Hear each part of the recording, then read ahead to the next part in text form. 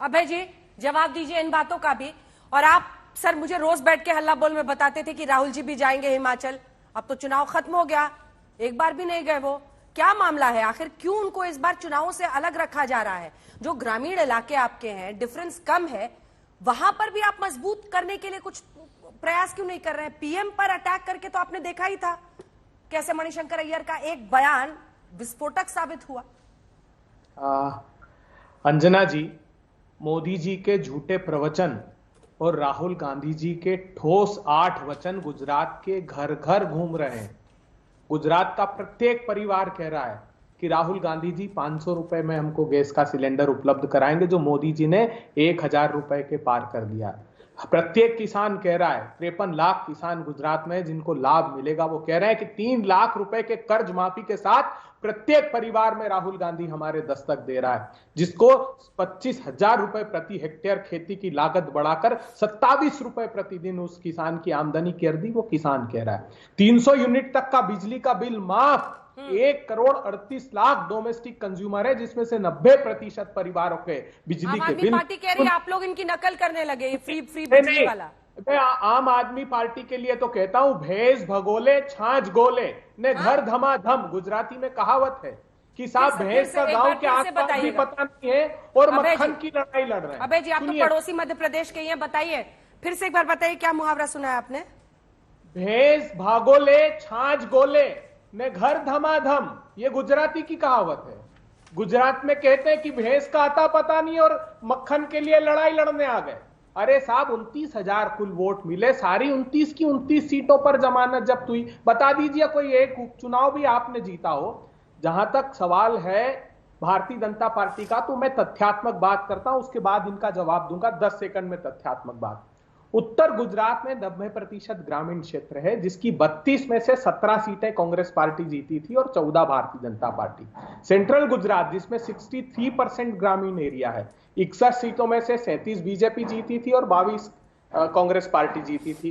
कच्छ सौराष्ट्र में 75% ग्रामीण क्षेत्र है, 54 सीटें थी, 30 कांग्रेस जीती थी और 23 भारतीय जनता पार्टी जीती। हाँ, दक्षिण गुजरात जहां पर ग्रामीण क्षेत्र सिर्फ 50% है, वहां 35 में से 25 सीटें भारतीय जनता पार्टी जीती थी। अब आपने बिल्कुल ठीक कहा, सिर्फ 6 शहर को, आप 5 शहर को उठा लीजिए। सेंट्रल गुजरात के वडोदरा और अहमदाबाद, 10 में से 8 सीटें वडोदरा में जीते, अहमदाबाद में 21 में से 15 जीते। दक्षिण गुजरात के सूरत में से 16 में से 15 जीते और बनासकांठा राजकोट मिला ले तो इन कुल 64 सीटों में से 47, 99 में से 47 सीटें जीते थे ये।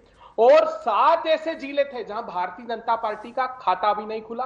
नर्मदा है, डांग है, तापी है, अरावली है, मोरबी है, गिर सोमनाथ है। एक सीट भी भारतीय जनता पार्टी को नहीं मिली। तब भी कहते थे 50 के पार। क्या हाल कर दिया गुजरात का? आप जानती हैं, गुजरात में प्रोहिबिशन के, साइकोट्रोपिक्स इश्यूज के, नारकोटिक्स ड्रग्स के, एनसीआर भी कहता है कि हिंदुस्तान में सबसे ज्यादा 2,84,000 प्रकरण बने। 21,000 करोड़ रुपए का रिपोर्ट पर जो ड्रग्स पकड़ाया है मुंद्रा पर, उसके पहले 1,75,000 करोड़ रुपए का सेमी टेल्कम पाउडर के नाम से ड्रग्स जो आया गया था उस पोर्ट से गायब है। कोई ठीक है अभय जी, 1 घंटे का शो है, ये तमाम आरोप लगाइएगा। पहले जो कम से कम एक राउंड तो हम लोग जो डेटा है सर उस पर बात कर ले। थोड़ा तो डेटा पर थोड़ा साइंटिफिक बात करने की कोशिश करते हैं। एक बार मैं आपके पास आ रही हूँ संजीव जी, उससे पहले आपने उनकी बात सुनी, वो तमाम ऐसे इलाके गिना रहे हैं जिसमें वो कह रहे हैं कि हम ही रहे हैं यहाँ पर, इनका खाता नहीं खुला है। ये जो कहा जाता है कि रूरल जो इलाके हैं गुजरात के, उसमें कांग्रेस का वर्चस्व है, ये शहरी पार्टी है गुजरात में, इस पर आपकी राय इन आंकड़ों के नजरिए से?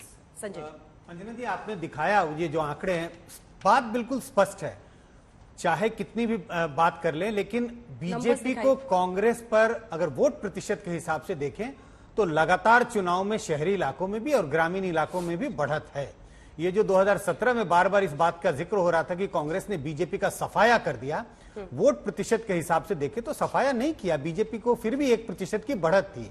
लेकिन ये जरूर है कि अगर हम जब गुजरात को देखते हैं तो तकरीबन ग्रामीण इलाकों में 98 कंस्टिट्यूएंसी हैं और शहरी इलाकों में 84 कंस्टिट्यूएंसी हैं। तो होता यह है कि ग्रामीण इलाकों में तो कांग्रेस फिर भी, उनका स्ट्राइक रेट सीटों के नजरिए से जब हम देखेंगे तो तकरीबन 50% सीटें वो जीत पाते हैं।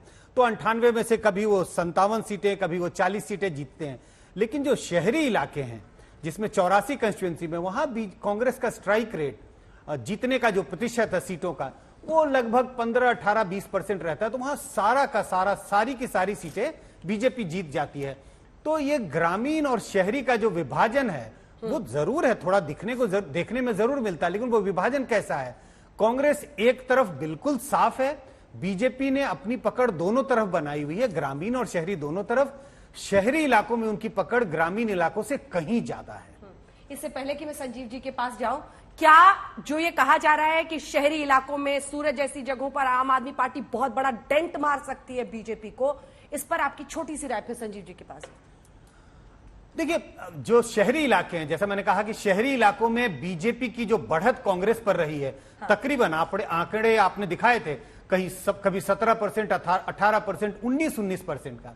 तो शहरी इलाकों में आम आदमी पार्टी की पकड़ आज ज्यादा दिखाई पड़ रही है ग्रामीण इलाकों की ये वाला तुलना में। डेटा हम दिखा तो ग्रामीण इलाकों की तुलना में तो होगा यह, मेरे हिसाब से मेरा अनुमान यह है कि शहरी इलाकों में आम आदमी पार्टी वोट काटेगी बीजेपी का। इस बात पे बहुत चर्चा हो रही है, आम आदमी पार्टी किसका नुकसान कर रही है? मुझे लगता है कांग्रेस का नुकसान ज्यादा कर रही है। शहरी इलाकों में वो बीजेपी का वोट काटेगी, लेकिन इतना वोट नहीं काट पाएगी कि शहरी इलाकों में बीजेपी को सीटों का नुकसान होगा। उनका 18% का फासला, 19% का फासला, वो फासला कम हो जाएगा।